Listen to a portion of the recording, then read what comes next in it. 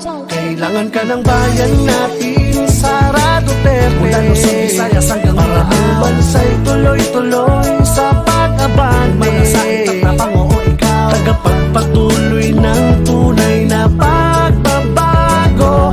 Ikaw ang sigaw ng mga Filipino, Sara Duterte. Bayan natin, Sara Duterte. Mula Luzon, Visayas hanggang Mindanao, bansay tuloy-tuloy sa pag-abante. Malasakit at napango ikaw, tagapagpatuloy ng tunay na pagbabago.